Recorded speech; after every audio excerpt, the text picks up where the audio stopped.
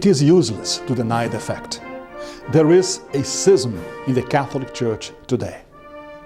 The schism involves cardinals, bishops, priests, and lay people.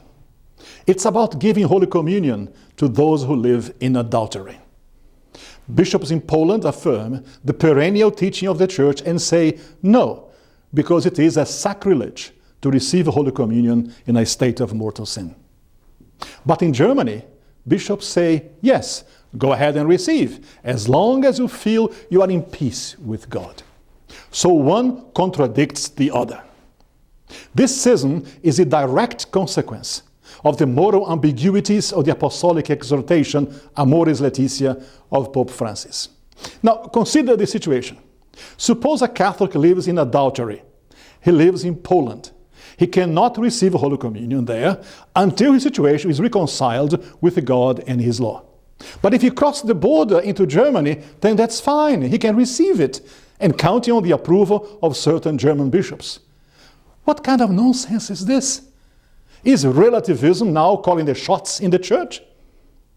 Does the Church teaching depend on which side of the border you live? Have the German bishops mutilated the gospel teaching with their ambiguous relativism? This is not the Catholic way. Pope John Paul II publicly stated once that you must learn to think, speak, and act in accordance with the evangelical simplicity and clarity. Yes, yes, no, no. You must learn to call black, black, and white, white. To call sin, sin. Not to call it liberation or progress, even if fashion or propaganda are against these teachings. And Pope Francis canonized him. John Paul was simply echoing Jesus' teachings when he said, let your yes mean yes, and your no mean no.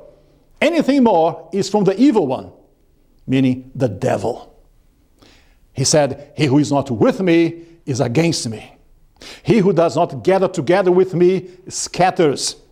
Not all those who say, Lord, Lord, shall enter the kingdom of heaven, but those who do the will of my Father who is in heaven. I suppose that if John Paul had said that today, he would be criticized for being too rigid, judgmental, or fanatic. And Jesus would be crucified again. But there are also good news. Cardinals Carlo Cafara of Italy, Walter Brandmüller and Joachim Meissner of Germany, and Raymond Burke of the US have asked Pope Francis to clarify his ambiguous teachings about communion and adultery. But he has so far refused to do so.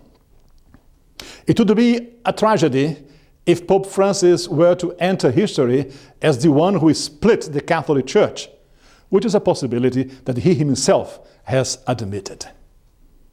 Remember that Pope Paul VI denounced the presence of the smoke of Satan in the Church, the auto-demolition of the Church, and Pope Francis beatified him. Aren't his predictions coming true today? Now I turn to those four heroic cardinals. Your Eminences, this schism is like a cancer inside of the Church.